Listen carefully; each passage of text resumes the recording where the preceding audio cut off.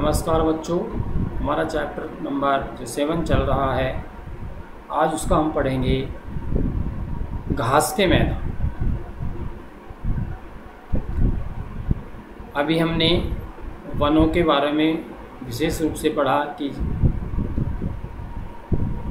कौन कौन से प्राकृतिक क्षेत्रों में कौन कौन से वन, किस प्रकार के वन पाए जाते हैं, वहाँ पर कौन से जीव जंतु, कौन से पक्षी पाए जाते हैं। ठीक उसी प्रकार बच्चों विश्व में अनेकों घास के मैदान भी पाए जाते हैं। जहाँ पर घास अधिक मिलती है उसके बारे में हम अध्ययन करेंगे। तो घास के मैदान क्या हैं? घास के मैदान वे क्षेत्र हैं जहाँ वनस्पति के नाम पर घास से ढके विस्तृत क्षेत्र होते हैं, अर्थात दूर दूर तक हमें घास ही घास नज़र आती है। तो घास के मैदान भी बच्चों दो प्रकार के होते हैं, उष्णकटिबंधीय या उष्णकटिबंधीय घास के मैदान।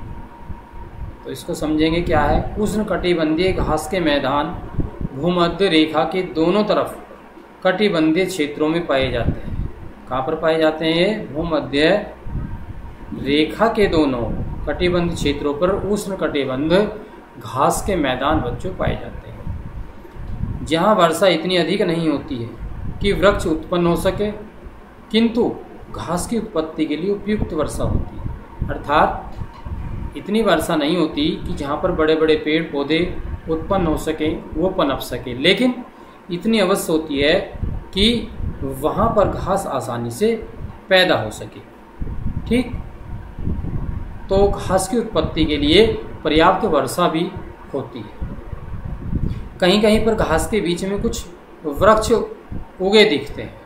तो घास के साथ साथ ऐसे क्षेत्रों में बच्चों क्या है कि वृक्ष भी उगाते हैं। चित्र में भी दिखाया है कि आपने देखा होगा, ये साइड में घास है और ये बड़े बड़े वृक्ष यहाँ पर आपको दिखाई दे रहे हैं। तो कहीं कहीं पर घास के बीच में वृक्ष भी उगे दिखाई देते हैं। इन क्षेत्रों के में घास जो है बच्चों वो लंबी होती है, इसलिए ये क्षेत्र कृषि व चरगाह के लिए उपयुक्त होते हैं, अर्थात खेती करने के लिए और पशुओं को चराने के लिए उपयुक्त क्षेत्र इनको माना जाता है। ये घास के मैदान कहाँ कहाँ पर पाए जाते हैं? अफ्रीका, दक्षिणी भारत, उत्तरी ऑस्ट्रेलिया आदि क्षेत्रों में पाए जाते हैं। अफ्रीका में सवाना के नाम से पुकारे जाते हैं, अर्थात इनको सवाना क्षेत्र भी अफ्रीका में बच्चों कहा जाता है। उष्णकटिबंधीय घास के मैदानों में वन्य जीवों की अधिकता है, अर्थात यहाँ पर वन्य जीव अधिक पाए जाते हैं। यहाँ भोजन की प्रचुरता के कारण बड़ी संख्या में शाकाहारी जंतु जैसे जिराफ, जेब्रा, हिरन, जंगली भैंसा, चिकारा, हाथी आदि पाए जाते हैं। तो ये क्या हैं? ये सभी शाकाहारी हैं, अर्थात पेड़ पौधों पर आश्रित हैं। इन जंतुओं का अनेक मांसाहारी जंतु भी पाए जाते हैं, जैसे तेंदुआ, लकड़बग्गा, शेर, शियार आदि भी पाए जाते हैं। वो इनका शिकार करते हैं। चित्र में भी दिखाया बच्चों, पिक्चर के माध्यम से लकड़बग्गे का चित्र है ये तेंदुए का चित्र दिखाया गया है। ये शीतोष्ण घास के मैदान हैं। शीतोष्ण घास के मैदान, नया पॉइंट पढ़ेंगे। शीतोष्ण घास के मैदान मध्य अक्षांशों के महाद्वीपों के आंतरिक भागों में पाए जाते हैं। इन क्षेत्रों में पाए जाने वाली घास वर्षा के अभाव के कारण कम लंबी होती है, अर्थात ये ऐसे क्षेत्र हैं जहाँ पर वर्षा होती तो है लेकिन कम मात्रा में होती है, इसलिए यहाँ पर पाए जाने वाली घास की ऊंचाई कम होती है। यहाँ कुछ वृक्ष भी पाए जाते हैं। ये क्षेत्र कृषि व चरगाह के लिए उपयुक्त होते हैं, इसलिए यहाँ के लोगों का मुख्य व्यवसाय पशुपालन, गेहूँ तथा मक्के की या जिसको मक्का कहते हैं उसकी खेती करना है। तो यहाँ के लोग मुख्यतः क्या करते हैं? पशुपालन करते हैं, खेती करते हैं, जिसमें खेती में गेहूं और मक्के की खेती अधिकतर होती है। घास के मैदान स्थानीय नामों से जाने जाते हैं, जैसे उत्तरी अमेरिका में प्रेरी, दक्षिणी अमेरिका में पंपास, दक्षिण अफ्रीका में वेल्ड, ऑस्ट्रेलिया में डोन तथा रूस में स्टेपी प्रदेश के नाम से इनको बच्चों जाना जाता है। यहाँ पर पाए जाने वाले विभिन्न जीव जंतुओं में जंगली कुत्ता है, भेड़िया, खरगोश और चील है। शीतोष्ण कटिबंधीय घास के मैदान में विभिन्न प्रकार के जीव जंतु पाए जाते हैं, जैसे चिकारा, घोड़ा, भेड़िया, खरगोश, कुत्ता, कृंतक जंतु अर्थात कुतरने वाला जैसे चूहा आदि। इसके अतिरिक्त बाज, चील, उल्लू आदि पक्षी भी यहाँ पर भारी संख्या में बच्चों पाए जाते हैं। नेक्स्ट है मरुस्थलीय वनस्पति। तो मरुस्थल शुष्क व बंजर क्षेत्र होते हैं, अर्थात जहाँ पर बच्चों पैदावार कम होती है वह बंजर क्षेत्र होता है। इनका निर्माण वर्षा की मात्रा में कमी के कारण होता है, क्योंकि इन क्षेत्रों में बच्चों वर्षा कम होती है। पृथ्वी का लगभग 33% भाग मरुस्थलों से ढका है। वह क्षेत्र जहाँ 10 सेमी से भी कम वार्षिक वर्षा होती है मरुस्थल कहलाता है। तो प्रश्न उठता है कि मरुस्थल किसे कहते हैं? तो ऐसा क्षेत्र जहाँ पर 10 सेमी से भी कम वर्षा होती है वह मरुस्थल कहलाता है। मरुस्थल गर्म हो सकता है, यह इस बात पर निर्भर करता है कि यह कहाँ स्थित है। आगे है गर्म मरुस्थल, कटिबंधीय मरुस्थल दिखाया है पिक्चर के माध्यम से। आगे गर्म उष्ण कटिबंधीय मरुस्थल। गर्म मरुस्थल गर्म व शुष्क जलवायु वाला रेत से ढका विस्तृत क्षेत्र होता है, अर्थात क्योंकि यहाँ पर रेत की अधिकता होती है इसलिए यह गर्म मरुस्थल होता है।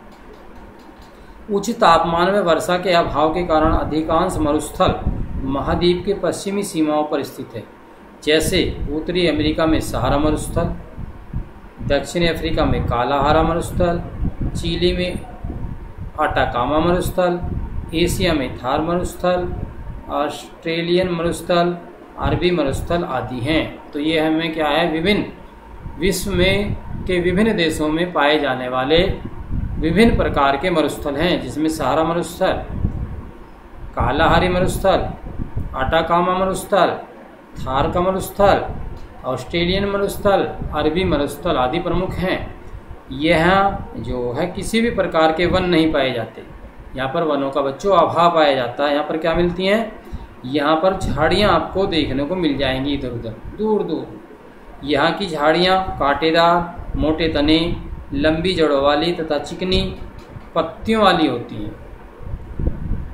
यहाँ पर पाई जाने वाली मुख्य वनस्पति में क्या है? खजूर, नागफनी, कटीली झाड़ियाँ व घास के मैदान हैं, क्योंकि यहाँ पर जलवायु शुष्क है, रेत ही रेत आपको नज़र आता है।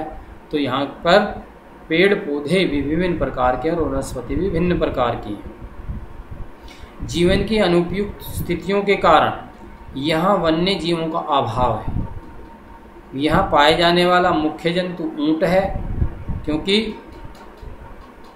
इन क्षेत्रों में ऊँट के माध्यम से यातायात का प्रमुख साधन है बच्चों, जिसका यातायात के रूप में प्रयोग किया जाता है, अर्थात यातायात के साधन के रूप में ऊँट का प्रयोग किया जाता है। यहाँ पर पाए जाने वाले अन्य जीव जंतु में बच्चों क्या है? लोमड़ी है, सियार है, जंगली गधा है, लक्कड़बग्गा है और छिपकली है, बिच्छू है, सांप है आदि। ये सब बच्चों यहाँ पर पाए जाते हैं ऐसे क्षेत्रों में। कैसे क्षेत्रों में? जो मरुस्थलीय क्षेत्र हैं बच्चों। ऊँट का चित्र दिखा है, बिच्छू है, जंगली गधा है और छिपकली है। इसमें से लगभग तीनों तो आपने देखे होंगे, जंगली गधा तो नहीं देखा होगा, गधा देखा होगा वैसे। टुंड्रा वनस्पति आगे है, ठंडे मरुस्थलीय या टुंड्रा वनस्पति। ठंडा मरुस्थल जैसे गर्म मरुस्थल ठीक वैसे ही ठंडा मरुस्थल भी होता है। टुंड्रा क्षेत्र यूरोप, एशिया व उत्तरी अमेरिका के ध्रुवीय क्षेत्रों में पाए जाते हैं।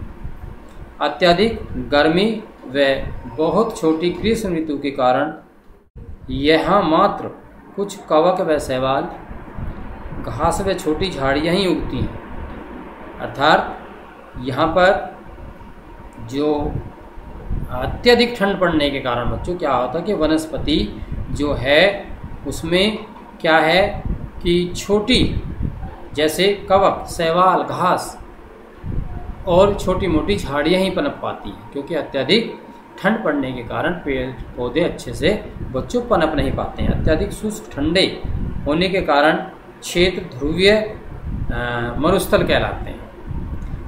ठंड से बचने के लिए टुंड्रा क्षेत्रों के जंतुओं जैसे ध्रुवीय भालू, बारहसिंगा, नीली लोमड़ी, लेमिंग, मास्क आदि की मोटी खाल व मोटे फर होते हैं। ये चित्र में बच्चों दिखाए हैं कई सारे जो जीव जंतु है, इनमें क्या है कि जो इनकी जो चमड़ी है, जो खाल है, वो मोटी होती है। क्यों? क्योंकि वो इन्हें ठंड से बचाने में महत्वपूर्ण भूमिका निभाती है। कुछ शब्द भंडार दिए बच्चों, आगे इन्हें भी जान लेंगे 2 मिनट में। विलुप्त जातियाँ, जंतु व वनस्पति के प्रजातियाँ जिसका अस्तित्व पूर्णतः समाप्त हो चुका है, अर्थात जो इस पृथ्वी पर कभी थी लेकिन अब वर्तमान में हमें वो देखने को नहीं मिलती हैं, पूरी तरह से समाप्त हो चुकी है। दूसरा है वह वृक्ष जो किसी विशेष मौसम में अपनी पत्तियाँ नहीं गिराता, सदाबहार वन कहलाता है, अर्थात एक साथ उसकी पतझड़ नहीं होती है, इसलिए वो सदा हरे भरे नजर आते हैं और सदाबहार वन कहलाते हैं। पर्णपाती वन, वह वृक्ष जो प्रत्येक वर्ष किसी मौसम में अपनी पत्तियां गिरा देते हैं, अर्थात वर्ष में एक बार अपनी पत्तियां वो आवश्यक रूप से गिराते हैं, इसलिए पर्णपाती वन कहलाते हैं। मरुस्थल, ऐसा क्षेत्र जहाँ वनस्पतियों का अभाव होता है, अर्थात जहाँ पर वनस्पति बहुत कम संख्या में हमें या बहुत कम मात्रा में देखने को मिलती हैं, या ना के बराबर हम कहेंगे तो ऐसा क्षेत्र मरुस्थल कहलाता है। टुंड्रा प्रदेश क्या है? अत्यधिक ठंडा, वृक्षहीन, यहाँ पर भी वृक्ष नहीं पाए जाते और अत्यधिक ठंड यहाँ पर पड़ती है, ऐसे प्रदेशों को टुंड्रा प्रदेश कहते हैं। तो बच्चों इस प्रकार से हमारा चैप्टर नंबर 7 आज पूरा होता है। मैं आशा करता हूँ आपको ये अच्छे से समझ आ गया होगा। आप इस वीडियो को कई बार यानी कि बार बार देखें और समझने का प्रयास करें। धन्यवाद।